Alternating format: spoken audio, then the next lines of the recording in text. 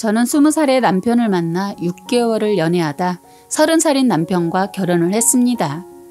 연애 기간이 짧아서 그런지 남편과 저는 신혼을 연애하듯이 1년을 아주 행복하게 보냈습니다.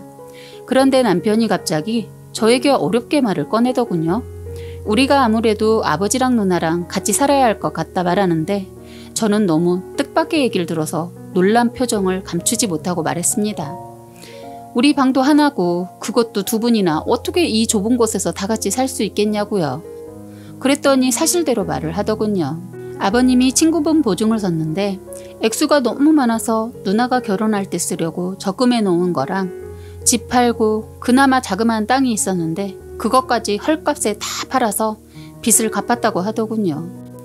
그래서 2분 다 갈 곳이 없어지자 남편이 당분간만 같이 살기를 바라는데 이런 상황에서 안 된다고 할 수 없어서 시누이와 아버님을 모시게 되었습니다.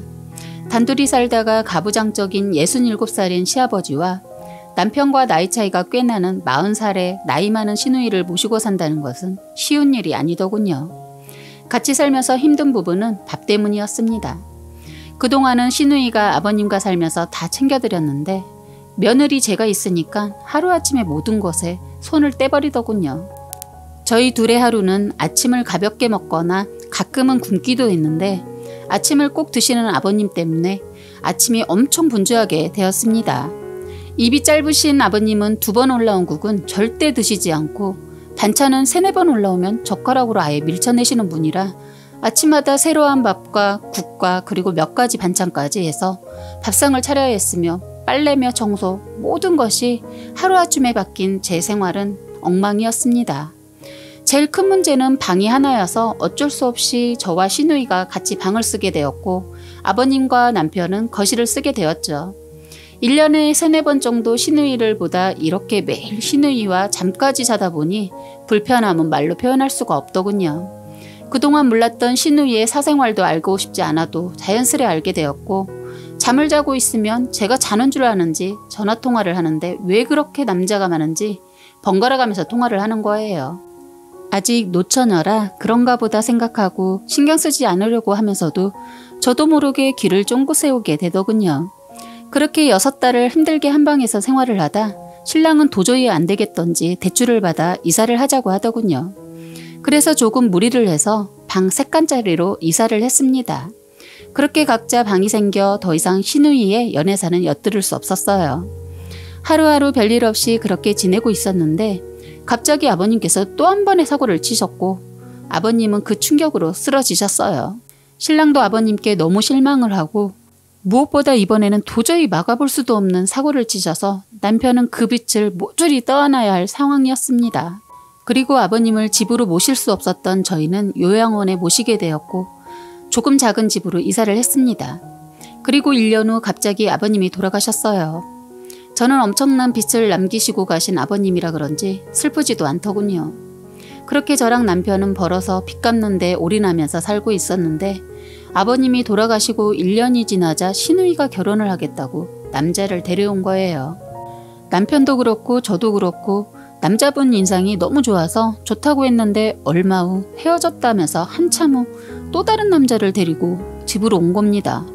이번에도 그리 나쁘지 않아서 찬성하면서도 그래도 만난 지 얼마 안 되었으니까 조금 더 사귀어보고 결혼을 하는 것이 좋겠다고 했는데 만난 지 2달 만에 덜컥 동거를 시작해버리더군요.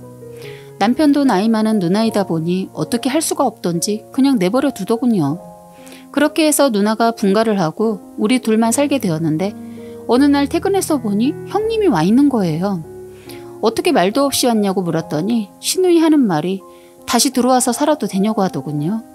너무 기가 막혀서 말이 안 나왔습니다. 남편도 퇴근하자마자 큰 캐리어랑 누나가 있는 것을 보고 놀라더군요. 남편은 일단 밥을 먹으면서 얘기를 했죠. 남편이 먼저 얘기를 시작했어요.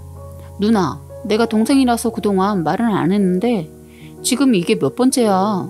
우리가 전에도 말했지? 사람은 좋아 보이지만 더 만나보라고. 우리랑 사는 게 불편해서 살 곳 찾아 나가는 거야? 라고 강하게 나가는데 살짝 불안했어요. 그런데 누나는 대답 대신 눈물을 보여서 저희를 당황케 했습니다. 누나가 이렇게 나오니 더 이상 말을 할 수가 없었던지 알아서 해. 미선이랑 누나 들어오는 거 찬성했으니까 하고 일어나 나가버리더라고요. 한참을 밖에서 있다 들어온 남편은 누나에게 한 소리 더 하더군요. 앞으로 이젠 우리 집에 남자 데려올 땐 정말 이 사람 아니면 안 되겠다 싶은 사람 데리고 와. 미선이 보기도 그렇고 좀 그렇잖아? 안 그래? 하면서 일단 함께 사는 걸로 결정하고 그렇게 지내고 있었습니다. 그런데 늘 늦게까지 퍼질러 자던 시누이가 갑자기 웬일로 아침을 준비해 놓은 거예요. 안 하던 짓을 하는 걸 보고 놀라서 남편도 그렇고 저도 찜찜한 마음으로 맛있게 먹고 기분 좋게 출근을 했습니다. 그런데 퇴근을 해서 보니 또 밥을 해놓은 거예요. 뭔가 있구나 싶었습니다. 아니나 다를까 이번엔 대형 사고를 치려고 하더군요. 세상에 며칠 전에 사귄 남자를 저희 집에서 살면 안 되겠냐고 하는 거예요. 남편은 그 말을 듣는 순간 누나, 이젠 그냥 나가서 동거를 하든 결혼을 하든 맘대로 살아. 더 이상 누나 인생 간섭 안 할 테니까 내가 누나 부모야 뭐야. 왜 이래 정말. 화가 잔뜩 난 남편은 고래고래 소리를 질렀고 누나는 그런 동생 다리를 붙잡고 애원을 하는 겁니다. 이번이 마지막이야. 이 사람 놓치고 싶지 않아. 단지 집이 없어서 그렇지 좋은 사람이야. 하면서 잠깐만 같이 살게 해달라는 거예요. 저는 그동안 시누이 연애사나 저희 집에 사는 것에 대해서 한마디 말도 안 했지만 이번만은 안 되겠다 싶어 한마디 했습니다. 형님, 이건 아닌 것 같아요. 남편이 좋다고 해도 저는 싫어요. 그분을 모시고 오는 거 남편이 찬성하면 저는 차라리 남편과 이혼할게요. 라고 말하자 시누이 눈빛이 돌변하더니 그게 그렇게 힘들어? 내가 살림해준다잖아. 잠깐 잠만 자고 나가는데 뭐가 힘들다고 그래. 오히려 저에게 공격을 하는 거예요. 정말 답 안 나오는 시누이구나 싶어 신랑한테 한마디 날렸습니다. 자기가 알아서 하고 나는 더 이상 할 말 없어. 자기가 결정해. 저는 그 말을 하고 들어와 버렸고 밖에서는 남편과 시누이랑 다툼을 하더군요. 결국 시누이는 저희 집에서 나갔고 그렇게 몇 년이 지나도 연락이 없었어요. 그런데 어느 날 시누이가 남자를 데리고 집으로 인사를 왔더군요. 그것도 갓난아이를 데리고 말입니다. 그런데 알고 보니 전에 만났던 남자는 헤어지고 그분을 만나서 아이를 낳고 살고 있었다고 해요. 신랑은 늘 걱정이었던 누나가 가정을 꾸리고 살고 있으니까 엄청 좋아하더군요. 더군다나 조카까지 생겨서 그런지 엄청 행복해 보였어요. 그렇게 신랑에게 형이자 부모 같은 매형이 생기고 너무 좋아라 했는데 그 행복도 잠깐이었습니다. 매형이 간암 말기에 걸렸다면서 시누이가 집에 와서 대성통곡을 하고 갔는데 얼마 지나 주말에 또 집에 온 거예요. 그런데 시누이 모습은 아픈 남편이 있는 여자같이 보이지 않을 정도로 꾸미고 왔더라고요. 그러더니 약속이 있다면서 조카를 저희에게 잠깐만 맡아달라고 하더군요.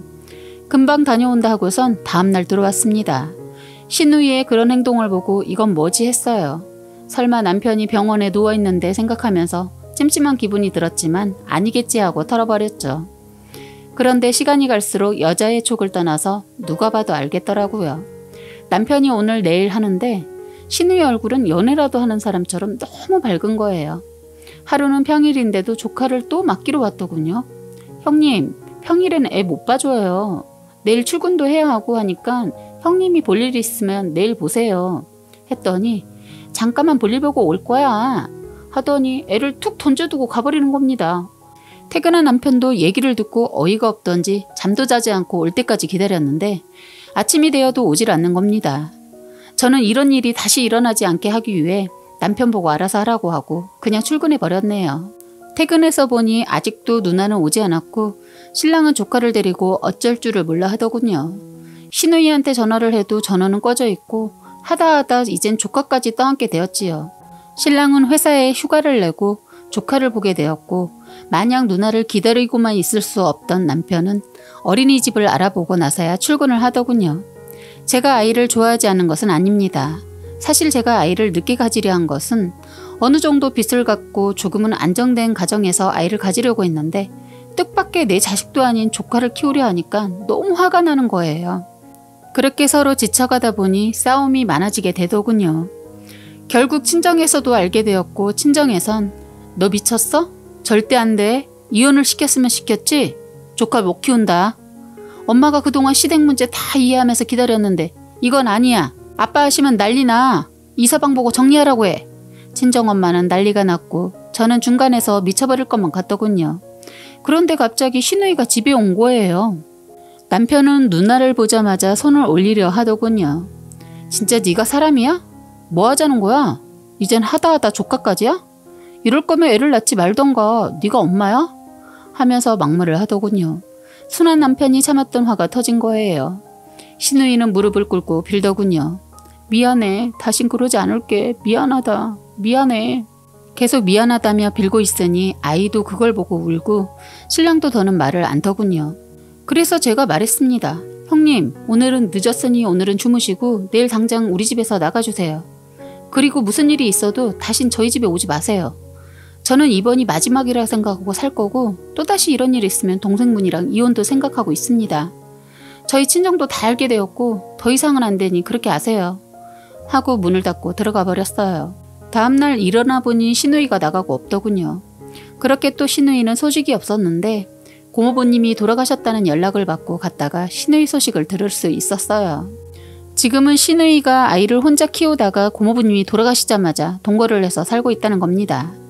더 기가 막힌 것은 고모부님이 병실에 누워 계실 때부터 만난 남자와 살고 있다고 하더군요. 그동안 고모부님이 돌아가시기만을 기다렸던 것은 아닌가 싶더라고요. 나중에 들은 얘기지만 신우이 술 먹고 한다는 소리가 솔직히 아이가 누구 아이인지도 모르겠다고 하더군요. 정말 대단한 여자구나 싶었습니다. 짬짬이 들리는 소문에 의하면 또 헤어지고 이 남자 저 남자 번갈아 가면서 살고 있다고 하네요. 그 얘기 듣고 더 이상 신경 쓰지 않고 연락도 안 하고 지냅니다. 저희는 그렇게 시간이 지나 친정부모님 도움을 받아 신랑이 사업을 시작하였는데 다행히 잘 되어서 빚 거의 다 갚고 조금 남았으며 늦은 나이인 37살에 아이 하나 낳아서 잘 살고 있습니다. 저도 아이를 키워서 그런지 가끔 이런 생각이 들더군요. 남편과 한 핏줄에 한 배에서 태어났는데 어쩜 이렇게 남매가 다른지 아직까지도 이해가 가지 않네요. 저희는 어느 정도 생활이 안정이 되어가고 있어요. 남편은 최고의 아빠이자 남편이 되려고 엄청 노력하면서 살고 있습니다. 가끔 신우이 얘기를 하면 더 이상 누나 없다고 생각한다고 하더군요. 마음이 여리고 정도 많은 남편인데 그 속이 어떨지 생각하니 짠합니다. 이제는 신우이가 제발 정신 차리고 잘 살길 바랄 뿐입니다.